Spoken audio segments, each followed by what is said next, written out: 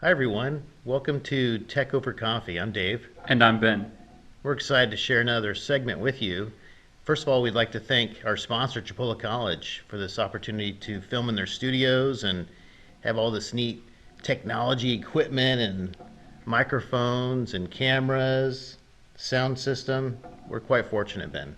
I 100% agree. And Yes. Chipola is a great place when we talk about technology. They have certs, associate degrees, bachelor's degrees focused on technology, business, you name it. They can help you find your interests on the academic side to help you follow your pursuit, to reach your goals in life. So it's been a great place. It was wonderful to meet Ben. Ben is a graduate of Chipola, Yes, I am. and he'll often mention that in our blog. So thank you, Chipola, for sponsoring a Tech Over Coffee. So we have an exciting topic today, Ben. What do we have in front of us? Well, we are talking about mainly cryptocurrency and specifically Bitcoin. And today we'll actually have a guest, and we're excited to speak with him today.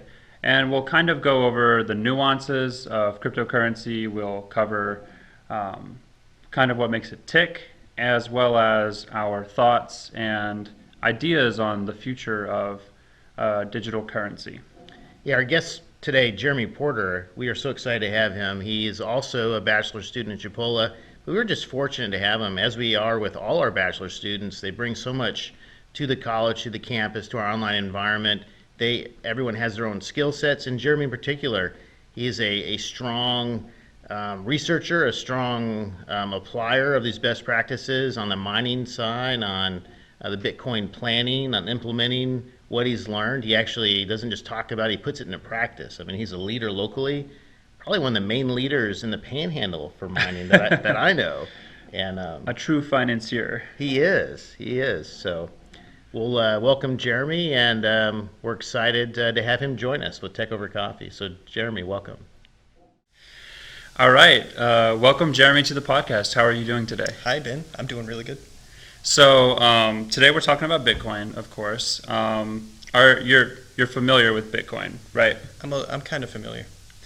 So in general, in a very general statement, how would you describe Bitcoin in kind of the online marketplace?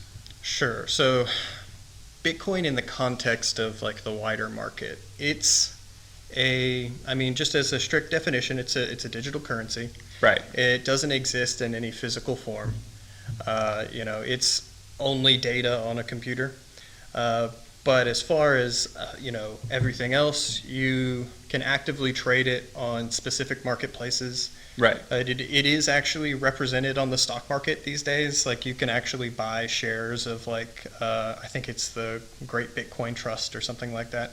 There's a couple different ones where it's it's like an ETF, but I don't think it's an actual ETF, but it's kind of like an ETF where it's like this trust owns an amount of Bitcoin. You can buy shares in that trust, and so you own part of that Bitcoin, but you don't really own the Bitcoin. Like an adaptation to it, like from stocks to Bitcoin, right. like a connection. That was one of those early ways for the stock market to like get into Bitcoin trading. Is like, well, you can buy this share and it's equal to a certain amount of Bitcoin, but you can buy Bitcoin itself. I don't know why you'd want to do that, but the stock market itself, like NASDAQ, is actually they're opening up the BACT BAKKT exchange, which the idea is that it's actual physical, like Bitcoin-backed futures.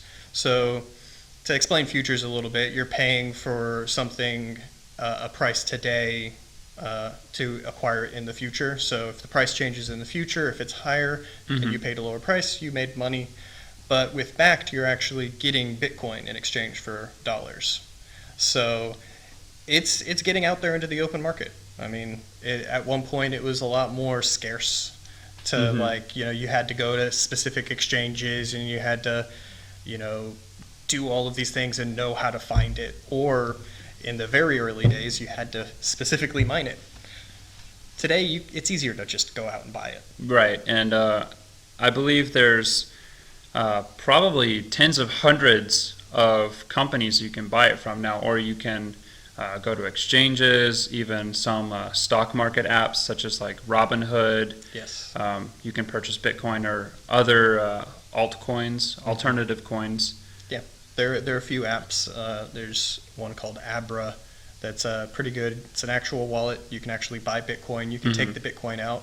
My only issue with Robinhood is that you can buy Bitcoin on there, but you don't control the keys. You don't have the Bitcoin yourself. You can't take the Bitcoin out of Robinhood and spend it somewhere else.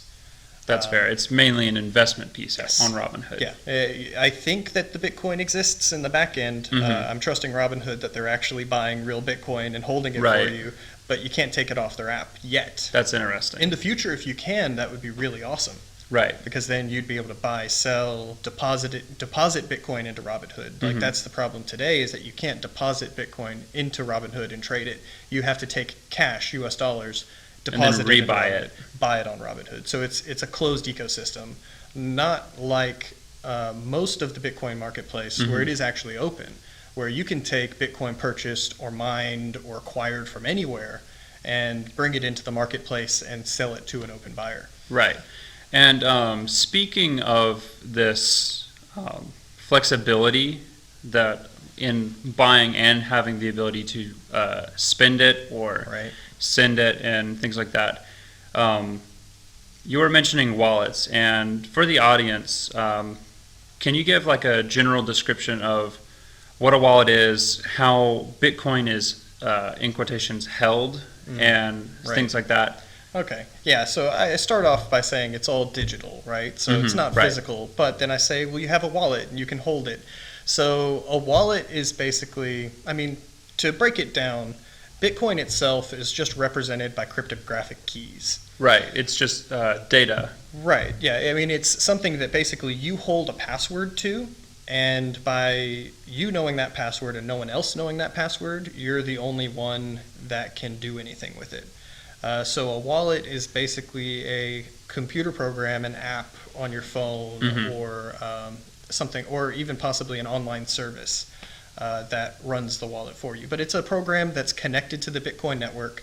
It is able to scan all of the blocks and check all the transactions and check it against a specific address that you have where you can send Bitcoin to, and you hold something that's known as a key. So it's the cryptographic proof that shows that you own it. And so all of that is abstracted away by using a simple app that says send or receive. Right. So that's kind of what a Bitcoin wallet is. It's something that's digital, that's holding your money, kind of like a digital bank account, but with no bank. Okay, gotcha. And in regard to that, it's almost as obvious as it sounds, it's basically a digital wallet, because you could say that cryptocurrency, specifically Bitcoin and other altcoins that are very similar to it, like Litecoin, it is very similar to digital cash. Yes. Just full cash. I should have thought about it, because I could have brought up a couple things to kind of show off. You can have specific devices that you can use as your wallet too. So it's like you can use your computer, you can use your phone, but that's not exactly the most secure thing possible. So what you're doing with a wallet is you're holding a public key, which everyone can access, and then you have your private key. And like a username and a password. Pretty much, yeah. The private key being your password. That can then actually be protected by another password. You keep it encrypted and protected, but you can use specific hardware to do that. So you can have something with a secure element that can't be accessed by anything but the device itself. Stuff that will protect that information much better than your average computer. It's something that looks basically like a USB stick.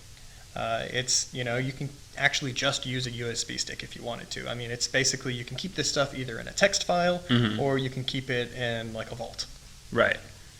And these are called like hardware wallets, Yes, correct? Right, hardware wallets. They're specific devices made only for storing Bitcoin or other cryptocurrencies. That's fascinating.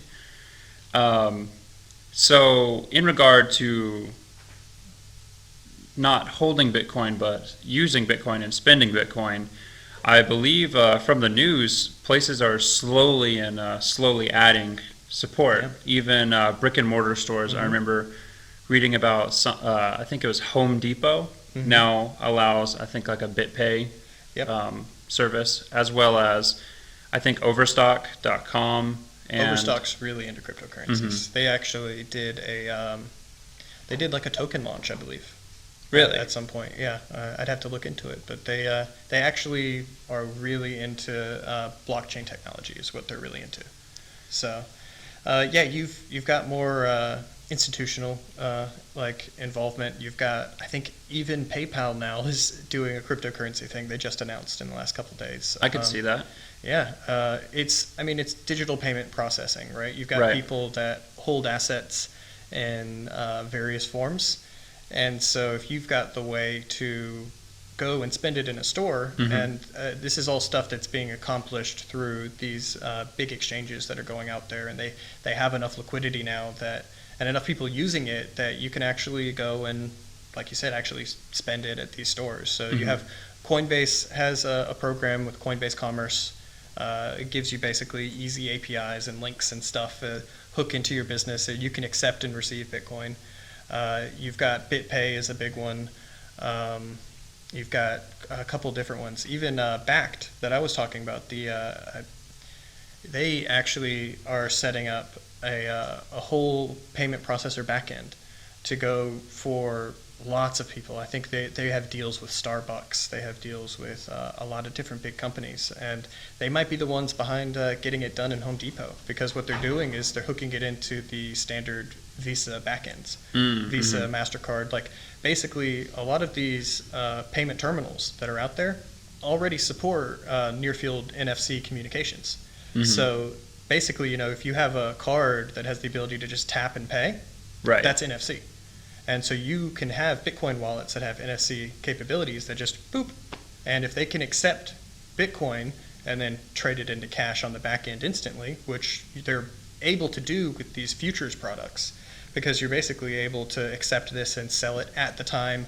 You have an exact price. There's not big fees involved. And for the person selling something or getting the money, it doesn't really matter. It's all about what they want. They can receive it in Bitcoin if they wanted to. They could receive it in Litecoin or whatever else. Right. And I think it's in Europe, this is even more commonplace. So the fact that we aren't personally seeing it in the U.S. as much yet doesn't necessarily mean that it's spreading slowly. No, it's depending on the country, right? So Right. some places are a lot more active with their digital payments. And more forward thinking Yeah. in terms of technology. Part of why China really adopted it all very early is that they've been on the digital payments train for a long time. All of their payments are through apps like WeChat or using AliExpress and whatnot. Right. You've got Alibaba, big company, and you've got them ushering in these digital payments easily because you've got a lot of people and you don't need to spread cash. It's kind Right. of hard. And I believe that most commerce payments are slowly moving towards a Cash App, Venmo, PayPal Yeah. style of payment systems in general. I don't think cash will become antiquated. Yes, thank you. But I don't think it will be as popular compared to the convenience of digital payment. And all of that's just with the advent of more digital payments coming out. Right. You have the Federal Reserve that's actually moving for easier, quicker settlements of payments and stuff like that. And that's why these programs like Venmo and Cash App, they actually all use the same payments backend. It's all these same day. All the same APIs. It's the same. It's the same banking backend that they use. It's not even they make their own programs and everything, but it's still using the Federal Reserve's digital processing platform and stuff that all the banks have been rolling out lately. It's these same day, low to no fee payments. But the difference there between something like that and Bitcoin is that you're still dealing with these clearing houses and all of that stuff. And that's what had been slow before, is that you send a wire transfer, it will take a day or longer. In business days as well. Oh, right. That's business days. So on definitely. weekends, a lot of the time, it's can't forget the bank is closed on Sundays. Right. So including their servers. They're Right. off on All of that Sunday. shuts down. We can't have somebody do that. No, that's too much work. Luckily, Bitcoin doesn't have that problem. It's Right. it's a bunch of machines running all day long, It's 24/7, 365. And the big difference is that while you have the banks and the clearinghouses figuring out how to send these digital payments quicker and like make sure that, okay, we can accept like a risk of 24 hours of the money maybe not getting to us or something, or however they do it, but you still have problems with chargebacks, and you have like, well, if you send it this quickly, well, maybe they don't have the money in their account actually. Right, and, And- like things like checks bouncing. Yeah, they'll claw it back. They'll take it right. back from you. With Bitcoin, you can't send money that you don't have. Right. You can't send a Bitcoin that you don't have. You have to have Bitcoin to send it. And if somebody gets it, it's theirs. You can't take it back from them because, oh, I didn't like your product. Right. It would be like the equivalent of like taking a $5 bill out of your wallet. Yes. And right. you can't pay for something that's $5 if you don't have $5 in Right. your wallet. Here's my $1 bill. I'll pay $5 now. Right. It doesn't work. And speaking of kind of the back end of Bitcoin, it uses a technology called the blockchain, correct? Right. Yeah. So And- I mean, blockchain is it's a good way to describe the whole process. Right. Yeah. And so generally, with the blockchain, you would describe it something similar as like a ledger, correct? Yeah. Yeah. It's a distributed ledger. So it's a online, always available ledger that's spread between everyone, and it's easily verifiable. So the whole point is that it's open and accessible. As long as you have one person out there sending out the list of blocks. So that's to give a general definition, just an easy one to understand, is that it's in the name. It's a chain of blocks. So in Bitcoin, you have blocks of transactions all grouped together and then processed by the miners. So after each of these blocks are then chained together. So to verify a transaction, you have to have a certain number of blocks to verify that it actually went out. Right. And what happens is when you send a transaction, you send it to the blockchain, which is a little like, hey, here's my Bitcoin, sending to this person. You pay a fee, the miners then collect that, group them all together, and then post them to the ledger. Then other people are able to look at the ledger, verify it, say, yes, that block did happen, that transaction did happen. They'll include your transaction in a block to take the fee, and then that will be linked to the next one, because every block includes the information from the previous block. And so after a certain number of blocks, it's basically impossible to forge. So after one block, it's like, okay, that could be true.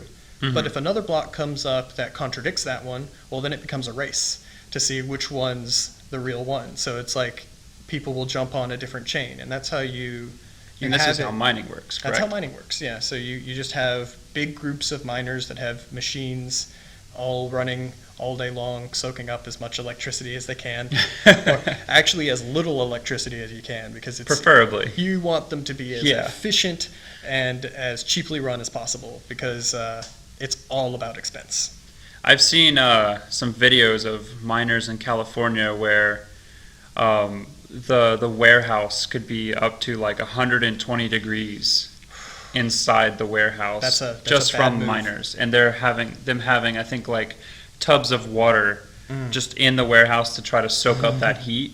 That's also not a good idea. Yeah, you don't want to keep No. powered electronics near water, No, or no. keep a room humid with you electronics. don't need all that humidity. It's Yeah. not good for the machines. And being that hot is not good for the media, Yeah. because they need to run cool. They produce a lot of heat because they use a lot of electricity.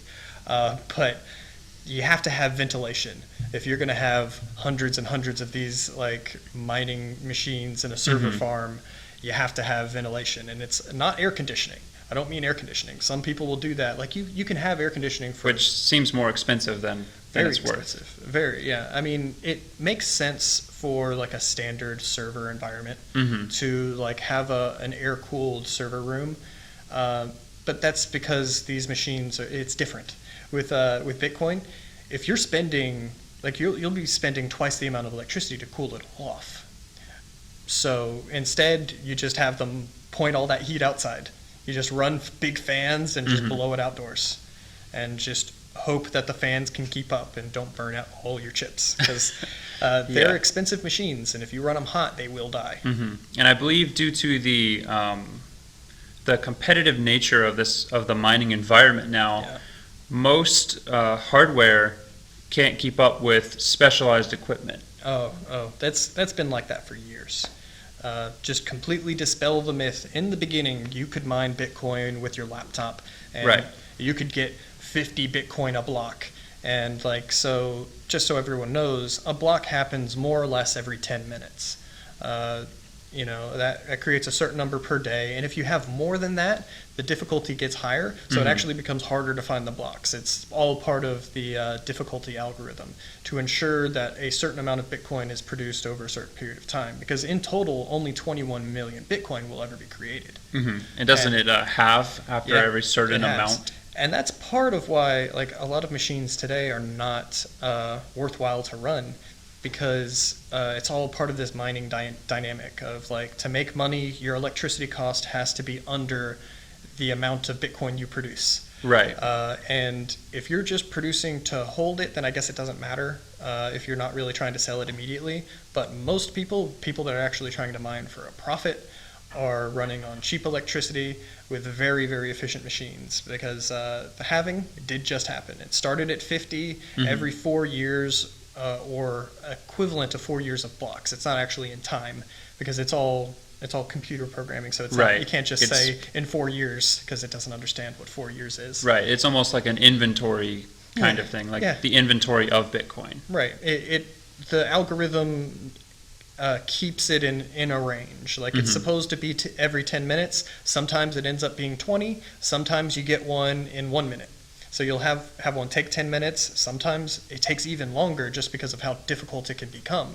And every 2 weeks, the difficulty adjusts. So it looks at 2 weeks worth of blocks and decides, okay, has there been about 2 weeks worth of blocks? Or has there been more? Has there been less? If there's been less, they lower the difficulty, and miners actually make more money, because you find blocks faster. But then it'll rebound, so it's always going back and forth. And then the halving affects everything, because every 4 years of equivalent blocks, the rewards cut in half. So it started at 50, dropped to 25, 4 years after that, dropped to 12.5, and we just came up on another 4 years, so it's now at 6.25 Bitcoin per block. And so that's significant, because one day you're making twice the amount of money, the next day you're making half of it, just literally cut in half. Difficulty stays the same, it's just as hard, but then that all adjusts. So people will fall off the network because they can't afford to run anymore, the machines just aren't good enough. Can't afford to run, so you shut them off. Less people are mining, that reward gets split amongst fewer people, so the people that are left make more money, they can stay on longer, the difficulty adjusts, and then hey, it's easy to make money again, everybody jumps in, difficulty rises, and it goes back and forth. Do you think that a larger economy of scale would allow a miner to stay in longer as difficulty increases, such as we have something like someone with a Raspberry Pi mining, which wouldn't mine very much. It's not possible, but we'll talk about that. Theoretically, yeah. So we let's say during the easiest period, someone has their graphics card, or their just a single graphics card, or a Pi mining, as compared to a company that has a full warehouse, full fan system, and maybe 1,000 miners. To give you an idea, right? So the reason why laptops and graphics cards don't work anymore for mining Bitcoin, and then just particularly Bitcoin, there are other cryptocurrencies that you can mine with different machines, but it's the same basic premise. It's proof of work. You have to put in an amount of basically electrical energy into producing a cryptographic proof that says you found a block. Now, in the beginning, you could do that with a CPU, but a graphics card is basically a more specialized CPU. A CPU is a multi-threaded CPU, basically. Well, I mean, it's very specific. So a CPU is more generalized. It can run all sorts of programs. But a graphics card is made specifically for a certain type of like math that's like integers and that sort of stuff. And that's what you do to produce graphics. Right. But it's not just graphics. You can use it for math and all that kind of stuff, AI research and everything like that. So basically what you're doing is you're getting more and more application specific. A CPU is very generalized. Then you move to a graphics card that's a more specialized CPU. Right. Then what happened is people moved from graphics cards to what are called FPGAs, which are field programmable gate arrays. They're literally just like, if you know what a gate is, I can't describe it because I'm not that smart. But you can program an FPGA to be whatever you want. You can turn an FPGA into a CPU if you wanted to. Mm-hmm. The thing is that, so people did the FPGAs, but you can take that diagram from an FPGA and then turn it into a specific chip that does that specific thing. So what you do is you cut off everything that you don't need from a CPU until you have just that one SHA-256 like times 2 inverted or whatever it is for Bitcoin. Mm-hmm. That one algorithm, just running that hash, that's all it's doing. It's just hashing numbers. And that's like taking a previous number, doing an algorithm to it, coming up with a number. It needs to be over a certain number to give you a block. And that's all it does. So today, an application-specific circuit, an ASIC, is what's used for mining Bitcoin. And that one ASIC is tens of thousands of times more powerful than a CPU. So CPU would find a block in about 1 billion years. Oh, wow. So you could run it. Right. It's just it will never find a block, so you won't make any money. Gotcha. Yeah, Okay. you can use a graphics card to mine Bitcoin, but you won't get anywhere. You won't do anything because that ASIC's going to beat you out because there's a limited number of blocks per day. It's a speed and power Yes. kind of Yeah. problem. It's speed, power, and efficiency. Gotcha. If you wanted to, you could gather up all the graphics cards in the world, run them at once, and you still probably won't be as powerful as a single ASIC. Wow. So, I mean, it's like a single ASIC chip even, and there are hundreds of these chips in a single miner. I mean, and that evolves very quickly. Like, I can't even, like, it's in the mega hashes range for what a graphics card would do, where it's in the terahash range Wow. and hundreds of terahashes these days for a single miner. I have miners that do about 70 terahashes per second. Wow. That's 70, like, what is that? Is that a trillion hashes, right? That's 700 terahashes per 10 seconds. It's insane. And then it's whatever the 1,000 mark over terahashes per No, 100 so seconds. The whole network itself is in the exahashes range. Wow. So individual pools can be in the petahash range. So it's like many, many thousands of terahashes, where the network itself is many, many thousands of petahashes. Wow. That's why you can't use a normal computer. It's not powerful enough. Even with all of them in the world, you wouldn't have enough electricity to do it. That's fair. And so that's the security aspect there. You can't just, I'm gonna hack up my own ASIC and I'm gonna, break the Bitcoin network. Right. Ain't gonna happen, dude. So, back to the economies of scale question. Yeah. Oh, if, yeah, right. If someone had say an ASIC versus, and they were just basically running it on their own system. This is actually where it's kind of fun. So it's all about the machine you have, because the economies of scale aren't necessarily with the machines. Having more machines just means you get to that point you are going to get to quicker. So you can accomplish the same thing with a single machine. Every block is only hit by a single machine. Very true. I mean, they group together, but they're all just rolling the dice. Rolling the dice 1 trillion times a second until it gets that number. And so the economies of scale fall in when you get into the guy mining at home has to pay an electric rate that's equivalent to a home's rate. If you run one miner, you might have room for that, but you might not even have the electricity to run it, because like today, a really heavy duty machine is 3,000 plus watts. Wow. Yeah. So, I mean, at one point it was like 1,000 watts. Well, they just let's put as many into these machines as we can because it's industrial now. It's really about loading up warehouses that are specifically built and purposed for this. It even gets down to, you have guys in China that are setting up on hydroelectric dams and just using all that power to mine Bitcoin, because these are hydro dams that were built for industry that's not there, or was there and isn't there anymore. So a lot of Bitcoin mining is actually done with renewable resources. But to say, like, you can mine with one machine as profitably as someone that mines with 10,000. It's just about the machine that you have. Okay. So if you mine with an old school Antminer S9, which at one point, just recently, like in the last couple years, was the top dog. It was the best of the best. It did about 13 terahash at 1,300 watts. Today you can get I don't know what the newest Antminer is because I don't buy Antminer products. Bitmain is not a company I necessarily want to support, but they are the biggest ASIC producer there is. I have some WhatsMiner products, which is an interesting name, but it is interesting, yes. Yeah, right. They're an offshoot company where it was a guy that once worked for Bitmain, an actual like chip designer. He left Bitmain and then started his own company. And he was the actual guy that designed the S9. So the S9 was 13 terahash, about 1,000 watts or whatever. The new ones are like 70 terahash at 3,000 watts. Wow. So, I mean, it's a very, very big disparity. So that's like the S9s can't run for anything. But, you have these machines, and if you run them, if they're efficient enough, you will make just as much money off that one machine as you will as the guy that's got 100.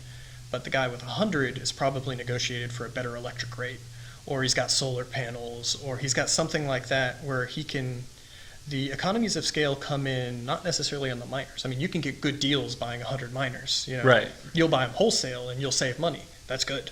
You want to do that. Mm-hmm. But it's all about the electric rates. It's all about electricity. So the only difference between someone like a grassroots miner versus a industrial miner would be their profit margin in the sense of energy efficiency. Mm-hmm. Yeah. Okay. It's all profit margins, because it's like if you have the capability of getting however many megawatts, and if you have the money to buy all of the machines and they're efficient enough to make money today, you buy as many as you can and you run them as much as you can. And that's why the difficulty goes the way it does, because it's all about taking that profit margin and squeezing it until it's as small as possible, because you get as big as you can and you push other people out, basically. Right. It's a big competition. And in regards to the hardware, how often would you say that old hardware becomes obsolete to new hardware? When is that refresh rate? So it all depends, because it's very interesting. It all kind of follows chip design. So these days we're getting into like 7 nanometer, 3 nanometer like chips that are being produced for graphics cards and ASICs and stuff like that. And that's very cutting edge. This is like new stuff, not even out and available, but that's what's coming up in the next few years. With Moore's Law, if you understand Moore's Law, it's basically talking about transistor size and how it will shrink every few years until it's just like cutting in half and getting faster and faster is right. what processors end up doing. So in the beginning, things would become obsolete before you had them. You'd order them, it'd be 6 months before it got to you, and then by the time it got to you, the new one's out, and yours isn't making any money. It sucks. That sounds rough. I've had some miners that were like that. You get them, they were making really good money when you go to buy them, but you were batch 3, not batch 1. Batch 1 came in before everyone else. They made a bunch of money, but now after 40,000 machines have come out and the market can't support that much, it all kind of evaporates. With Bitcoin, it's a lot bigger, so it's not quite as bad or pronounced. With more speculative currencies like Dash or like Litecoin, it's a bit more whipsaw, where you have more people coming in and you have people that have different advantages.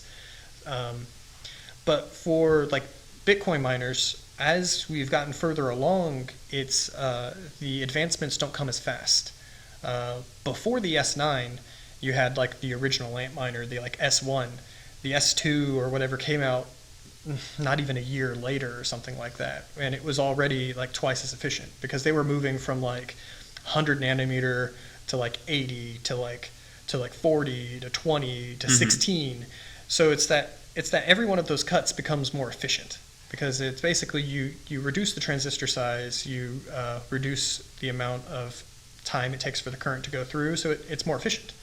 The smaller it gets, the more efficiency they're able to pull out. So the thing is, though, is that as we get further along, Moore's law is kind of reducing a little bit.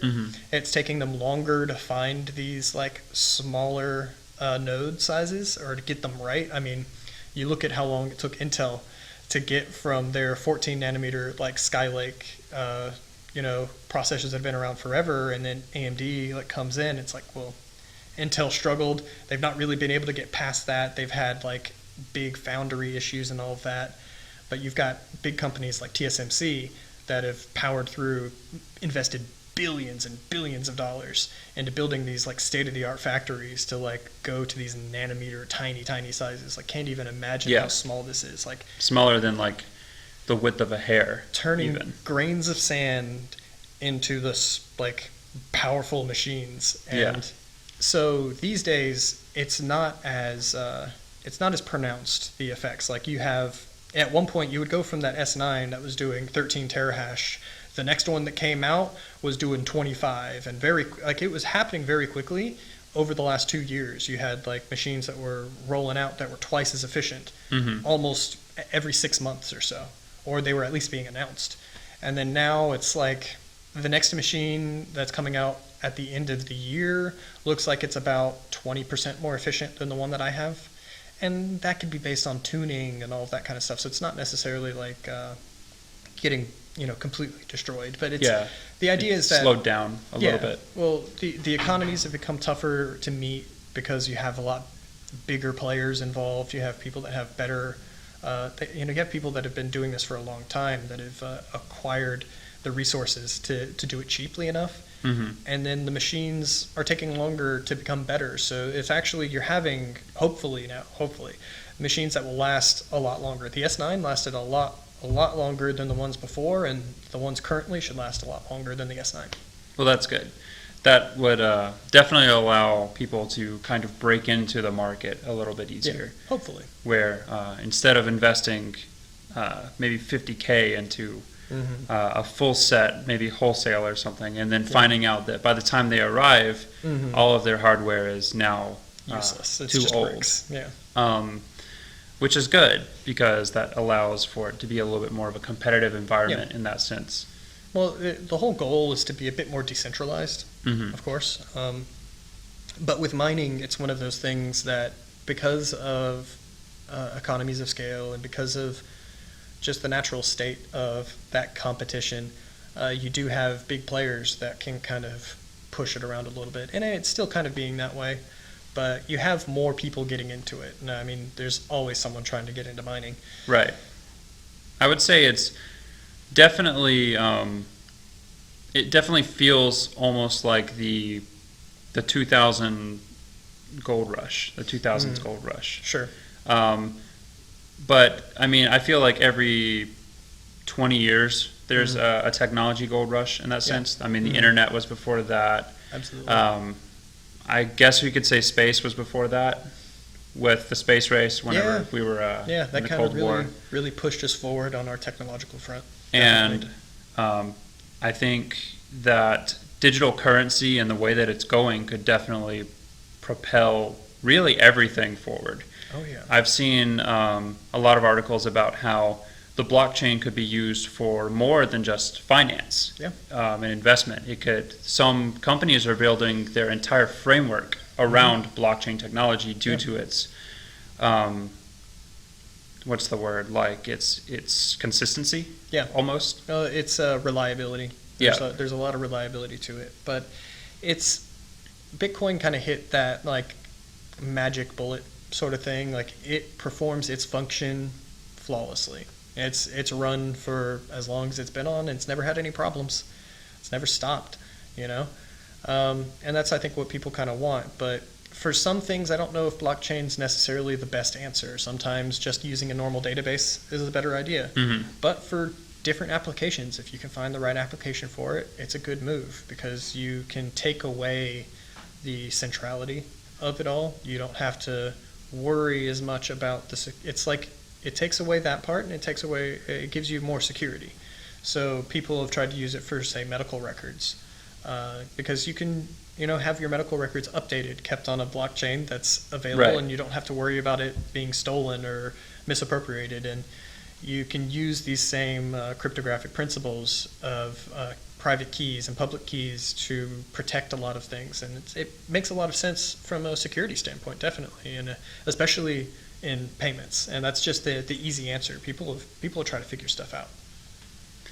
Well, all of this is really, really, truly fascinating stuff. I would definitely like to revisit this again on a later episode, talk about this in even greater depth. Maybe even, I don't even know, like show a miner or something at some point. I could bring in an S9. Yeah, That'd be that fun. would be awesome. It'd be loud if I could turn it on. I don't think we're going to do that.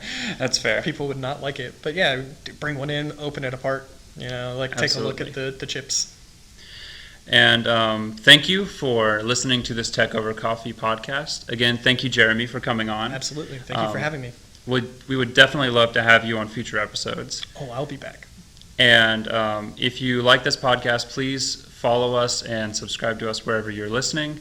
Again, this podcast is sponsored by Chipola College. If you are interested in anything they have to offer, I would recommend going to chipola.edu to find out more information.